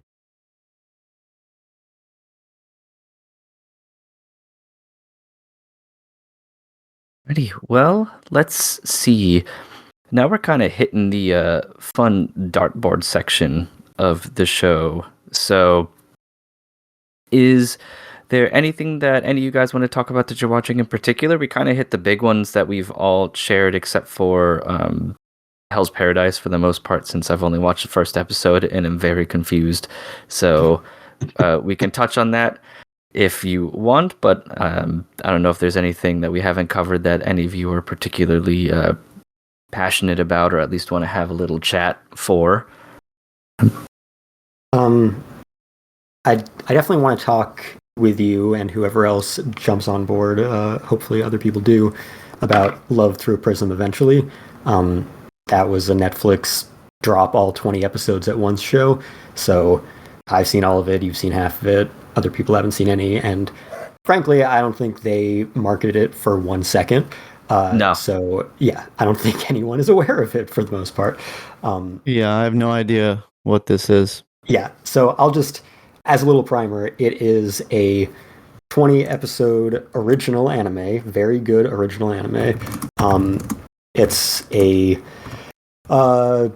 historical romantic drama directed by Kazuto Nakazawa, who was character design for Samurai Champloo and a few other small Watanabe works. He also directed the anime sequences of Kill Bill and the Linkin Park music video that was anime. Oh, wow.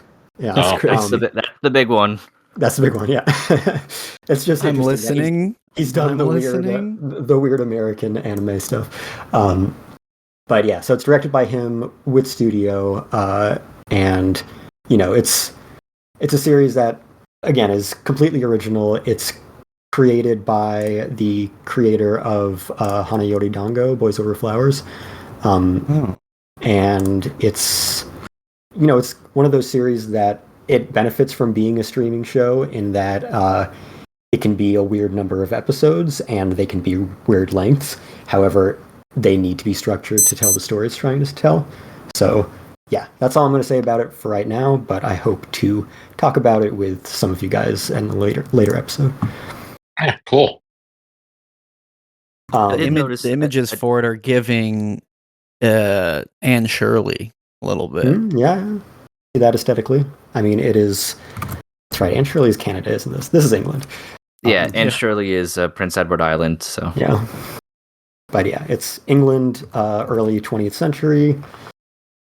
Can imagine where the history goes with that in some ways, but yeah, very good, very underappreciated. Yeah. We've been liking it a lot as well. It's definitely a bit of a slow burn for sure. Yeah, even at a 20 episode mark, but as Kestrel said, the episode lengths are weird too. You'll have like 22 or 24 minutes, and then here's one that's 40 minutes. 40, yeah. Which is interesting. I can't say I've experienced that super frequently when it comes to those types of things, but yeah, we've been liking it. It's also really interesting watching it with Emily because Emily knows this history, which doesn't happen super frequently. So it doesn't sour the experience. It's just funny when she's like, yeah, these people wouldn't be hanging out together. Yeah, this there'd be a lot. There needs to be more racism. Right. There needs to be a lot more racism. I can see that. One of the characters is Indian, and it's like, yeah, they're still colonized at this point, so there'd be a lot of tension between Peter and most people here. It's a pretty idealized England in that sense. Oh, for sure. Yeah, there's the Thames is clean, so that's biggin. Yeah, I'm gonna have to check this one out. Yeah, I think it is definitely one that I get a good sense of what each of you guys like at this point, and it's one of those ones where I'm like, I bet no one's watching this because Netflix just dropped all 20 episodes without saying a word about it. But I feel like everyone on the podcast will enjoy it. Netflix is mishandling an anime? I know, right? Never. I'm very confused by this. I think you need to explain yourself, sir. To be fair, it's better that at least it got a worldwide simultaneous release rather than here's episodes weekly 20 or 2 months later. Right. So yeah, you got that. Anyway. Yeah, we definitely found it just scrolling through, and I was like, oh, this looks interesting, and all these people are adults. So, and it's in a time period that doesn't have many anime in it. So that was kind of it to at least get me onto the first couple episodes with Emily, and then it's gotten good from there. As we always say, we're always excited for a good original anime. Yes. Yeah. That is faux show. All right. We should probably let Kate talk at some point in this episode. No, I don't gotta talk. Okay, let's not let Kate. I'll save words about the shows I'm watching till next week because I haven't watched the latest episode of Holy Grail of Eris, and I saw people talking about how they were like, I can't keep track of all these characters. I'm like, yes, here we go. Here's the problem I thought the show was going to run into, but I need to watch it. So when we get a couple more episodes in, I'll be able to extrapolate on why trying to crush 3 volumes of a light novel into 12 episodes is a bad idea. Holy shit. So yeah, look forward to that next time we talk about this season. And maybe by then you'll also have watched more Sentenced to be a Hero? Yeah, probably. I'll probably get around to that by then. I gotta say, Sentenced to be a Hero, weirdest to be hero series I've seen so far. It doesn't have anything to do with the rest. Yeah. I wasn't expecting this pivot. Yeah. I like the idea, like the first thing I thought of Kate, when you said that they're throwing 3 light novels in 12 episodes, I'm like, so it's the exact opposite of the War of the Rohirrim, where they took 3 sentences and turned it into a 2-hour movie. Yeah. God. That's all Lord of the Rings stuff is anymore. Like, let's find this one sentence that Tolkien wrote and make 10 seasons out of it. Yeah. Like, please don't. Just stop. Stop with the Lord of the Rings spin-offs. Make that money. Yeah, you gotta fucking stacks, Is it making baby. money though? I'm making as much as it cost. No. Yeah, the only other thing I'm watching that was on my list is Hanakimi. And well, obviously To Your Eternity, I'm still reviewing that, but Hanakimi is a pretty good adaptation of a kind of very old manga at this point. But yeah. How old is old? Started in 96, ended in 2000 and I don't know, early 2000s. Oh, interesting. Does it Yeah. use the same aesthetic? Because everything looked way different back then than it does now. Yeah, it's pretty. The character designs are pretty point on. They're a little pointy. Nice. I mean, it wasn't the pointiest manga in existence at the time. So it's aged better than a lot of stuff from that time period has. But yeah, it looks like shoujo from that time frame roughly.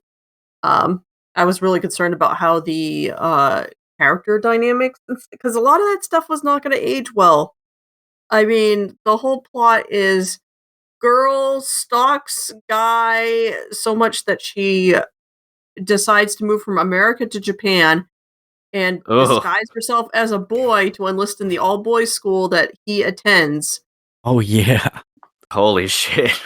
Yeah, it's like, okay, we're off to a good start where you were the ultimate stalker. And so of course she's trying to disguise herself as a boy and immediately, like within in the first episode gets found out by number 1, the school nurse, who is a flamboyantly gay man, and probably not a very respectful way. Yeah. No, actually, he's actually kind of he's actually kind of laid back, at least until like third episode, where he randomly like dresses up in like a bikini for no reason to try to cheer up the lead for no reason. But he's for the most part he's just walking around being like, he's not hating on any of the students or anything. He's just there. He becomes like the confidant like in the staff, like and of course the object of the stalking finds out almost instantly that Mizuki is a girl, because they get stuck as roommates. So like her best case scenario is also kind of her worst case scenario, because now she's like living with the guy she's basically stalked all the way to Japan. And well, that's just natural. Of course that happens. Yeah, of course. Yeah. And of course they end up in compromising situations almost immediately. What? No way. And then there's the good friend who's like, but I'm not gay, but why am I attracted to you? Yeah, so there's a lot of like weird stuff that doesn't really fly anymore. At least he's not being like, at least it's not like, but I'm not gay. You know, he's not like oh gross about it. He's just very confused. And I can't remember how disrespectful he was I haven't read the source material in a long time. I have it backed up somewhere. But he's just more like confused, at least in this adaptation. Like he doesn't understand why he's suddenly into this one guy. So yeah. It was a weird one to adapt now. It is kind of funny though, because they moved the time frame of the show up to modern day, so everybody has smartphones now. So the letter writing that Mizuki used to do with her best friend back in America has just turned into like FaceTime. So, but yeah, it's cross-dressing hijinks ensue, and weird stalking, which nobody wants to address.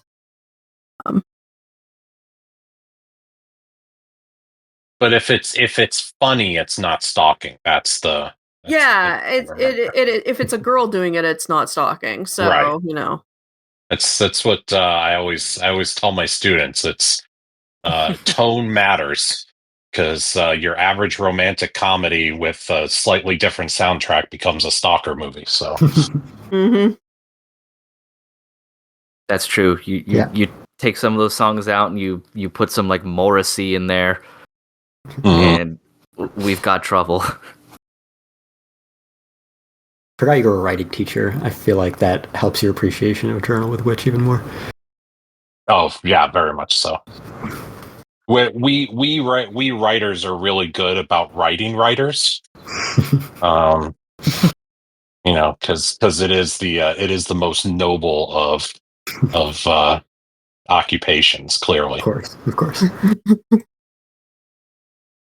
Write what you know, which is we like to hide in the corner and not talk to people. Alrighty. Anything else you guys wanted to chat about off your respective lists? If not, we can kick it on over to any recommendations and such and tie it up for the evening. I don't necessarily need to talk about it, but I just do want to, and maybe this is going to be part of my recommendations, who knows, but I do want to bring up a show that I'm following this season. Kaya-chan Isn't Scary, which is one of the most confusing shows I have ever seen, in a good way, because it is the best way I can describe it is, what if Junji Ito wrote a children's television show? And that you kind of end up with Kaya-chan Isn't Scary. Basically, the premise is, she's 5 years old, she's in kindergarten, and she's basically the world's greatest psychic. And so she just sees demons and spirits everywhere. And so she's always trying to protect her classmates, protect her teachers, protect her family from all these evil spirits that are around, but nobody can see what she's seeing, so they think she's just acting out. And it is 100% a children's television show, in structure, in tone, in everything. All of the demon designs look like Junji Ito drew them. Wow. So take that for what you will. Sounds neat. It is a really cool show, but I watch it every week and I walk away from it and I go, I don't know what I'm feeling at the moment. So, but it's a lot of fun. Yeah, the Junji Ito part has my interest peaked, just to see what the characters would look like and how that feels in a non-Junji Ito environment. Yeah, right. Well, all of the characters are very cutesy. It's just the evil that is not.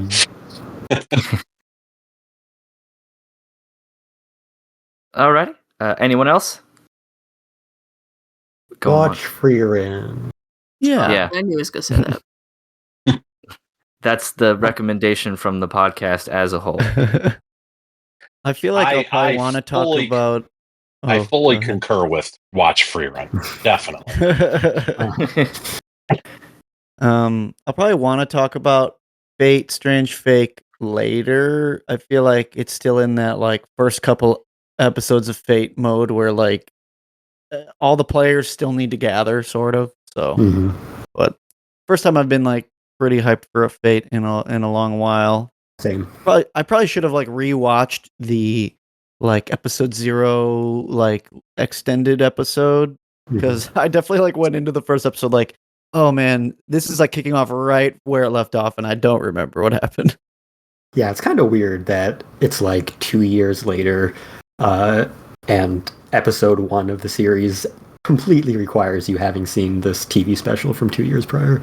Yeah, I was a fool to even watch it. I should have maybe waited for the show to show up.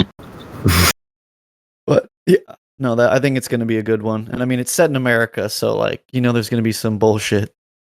Yeah. I mean, it had In-N-Out Burger in the first episode. What more could you ask for? Oh, damn. Did it actually Was have it In-N-Out was burger? it called? Or is it called- I was going to It say was Inside Out Burger. Oh, that's There we go. excellent. That's awesome. Yeah. that adds a lot of weird connotations to the restaurant. The Inside Out burger. I'll also mention that. So only 4 episodes have aired as of us recording this. The 5th will air tomorrow. But those 4 episodes I've already seen, or I had already seen before they aired, because they showed them in Alamo Drafthouse, specifically movie theaters around the country. December maybe. But Alamo Drafthouse serves food, and they had a special Fate Strange Fake menu for this screening. And it included the Inside Out burger. So I may have paid $20 for a double-double. They may have gone down the street to In-N-Out and grabbed a double-double, and I paid them $20 for it. But it was worth it. It's amazing. Yeah. That's fucking hilarious. Amazing. I love it. I love dumb shit like that. I'm obviously not going to watch it, but I'm going to need a report on all fucked up American things that are going to be in this. I mean, they do a really good job at capturing how fucking dirty the streets of LA are. Spot on. Excellent. I hope they go to Philly and get assaulted. There's already been a lot of gun violence, so yes. I want them to go to Boston and just have a bunch of dudes like just screaming obscenities at each other, and then someone spiking a dunks off of somebody's car or something. Oh, hell yeah. Eventually, all of your series will get Fate spin-offs. Or all of your cities will get Fate spin-offs. Yes.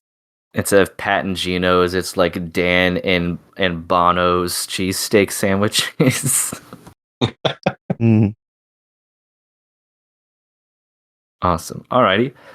Well, let's move on over to recommendations if anybody has any for this particular episode. If anyone has any, please volunteer. If not, I know Kestrel always has at least one. Sure. In the chamber. Watch Frieren. There it is. There it is. Yep. There it Deja is. vu, huh? Yeah. So, I'll just say that we talked about you and I are polar opposites on Tuesday as we were recording this. February 3rd, Viz will be releasing the final volume of the manga of that. So the manga is completely available over here. So if you're enjoying the anime, go read the manga. Nice. Brand, anything from your front? Not really. I guess it had been a while since I picked up anything physical, but I was at Kinokuniya recently, and those Planetes Deluxe editions are real nice, and I have since added them to my collection. So I would recommend those. Those are fabulous looking. Also the Mushishi hardcover. I've never read Mushishi, but like the new hardcover is really beautiful, and Kinokuniya gives you like a little like insert graphic that's kind of cool. So little shikishi. Yeah. Yeah. Yeah, that's all I got. I'm psyched that's back in print now and people can actually freaking read that again. I'll have to rob Kate's house. They I think they dumped the whole first season of Mushishi up on YouTube. Yeah, they did. They did. Kodansha, yeah. Yeah, that's random. Dub and sub. So it's all up. You could watch the whole first season. It had a great dub. Yep. Which the second season never got, and that probably should be rectified. Yeah, because the second season is Aniplex, and they won't let anyone take it, and they won't release it themselves. And they've never even made the movie legally available. Which movie? There was a movie? Yeah, exactly. The finale of the series was a movie that was never officially available in English. Wow, I didn't realize that. Huh. Uh-huh. Don't watch the live action movie, that's real bad. Oh, yeah, and my cat is throwing shit upstairs in my room. Great, cool. my recommendation, real quick, so I can go scream at my cat, is a video game. Kern? How do you pronounce Kern? those? Kern? That came out. I started playing that. That's a really good climbing game. It's kind of difficult, but in a good way. Performance is a little spotty, but most of the time you're looking at a rock face, so it doesn't really matter. Um, but I just finally got to the title card of the game, so I'm pretty pleased so far. I don't know where the story is going to go, but it's like kind of takes climbing kind of seriously, but not very, because the main character in that game is going to climb the world's most deadly mountain, and I don't think she's going to end up with like oxygen tanks and shit by the end of it. I think it's just going to be her climbing a rock face with a robot, and yeah. But anyway, cool game. Also, Neo 3 is out next week. Is the protagonist of that game named Alexis Honnold? What? Alex Honnold? The guy who free soloed El Capitan and then just free soloed a giant skyscraper in Taiwan a few days ago? No, but that would probably no. Unfortunately, no. And apparently Netflix paid him like $5. Oh my God. What? No, he said an embarrassing amount of money, which means like $1 million. Oh, I thought he meant the opposite, where he's like, they paid me barely anything, because they said I would have done it for free. And I was like, okay, well, luckily, you know. Yeah, I interpreted embarrassing amount as a lot. Yeah. No, good for him. He didn't die. Yeah, playing that game has led me down a rabbit hole where I was like, I want to look up some of this terminology that people use in climb. And it was like 27 pages of terminology. I'm like, oh, niche hobbies. I forgot. You don't actually want to try to figure out like what people are talking about at any given moment. So Kate's gonna host our climbing podcast next week. Yeah, there we go. Well, I also picked up Volume 1 of The Climber, so maybe I'll join you with this hobby endeavor. I also want to check out that manga. I've played the game Jusant, which is also climbing. So. Yeah, this is even more realistic than that. Jusant is very, very more narrative driven. This is like, look at this rock face, figure out your route. You know, here's some bidons. You will be camping on side of this mountain. You have a stamina. I'm more of a peak guy, but this one does look fun too. Yeah, we got it covered. I'm sure we'd sound like experts. A lot of climbing games lately. Yeah. All right. Well, for my recommendation, I'm gonna recommend people watch Love Through a Prism, because someone's got to market this fucking thing. Damn. It's gonna be us, because they are not doing it themselves. Damn. It is not worth the dump in the recycling bin that Netflix has given it, essentially. Pay this man, Netflix. It's better. It needs love. Just like the characters in the show desperately need love. But yeah, alrighty. Cool. Well then, how about Kestrel, let everyone know where they can find you and where they can find us, and then we'll go around the horn and call it a night. You can find us wherever you find podcasts. We are on Apple Podcasts, Spotify, iHeartRadio, YouTube Music, and the rest, fandompost.com. Please subscribe, rate, and review on whatever podcast service you use. Please follow us on whatever social media you use. We are on Facebook, Twitter, and Blue Sky at Fandom Post Radio. Why are you Share still on our Twitter? stuff. Get off of there. Nobody's even on there anymore. It's all bots. Yeah. Well, I don't know. Anyway, we're there. Find our stuff, share it, whatever. Get in contact with us. You can also contact us via email, fandompostradio@gmail.com. And you can find me on Twitter at FullMetalAkioma, and on Blue Sky at kestrelswift.bisky.social. And you can find me on the Fandom Post reviewing Frieren every week. Wow. You can find me at Hellshake Brando, and I'm right here on the podcast as of right now. So yeah. Mark, how about you? Yeah, you can find me on Blue Sky at MD Thomas, and on Fandom Post, where this season I am weekly reviewing Wash It All Away and Tamon's B-side. And then last but not least, Mama Kate. You can find me at Blue Sky at Sonic Bug and on fandompost.com, where I am reviewing reviewing To Your Eternity. I'm still behind. I need to catch up. And The Holy Grail of Eris this season. Excellent. And as always, I am right here and right here only. So thanks everyone as usual for listening. I hope you're all enjoying this season. There's certainly plenty of good anime, both hyped and hiding just a little bit under a rock for you to dig out and enjoy. So please take the time and find something that you can snuggle up with, especially if you live anywhere in the fucking Northeast. So plenty of time to watch anime because you cannot do anything outside. Besides freestyle. Watch the fern inside, not the fern outside. Very true. All right. Thank you. And be safe out there. Enjoy the new season.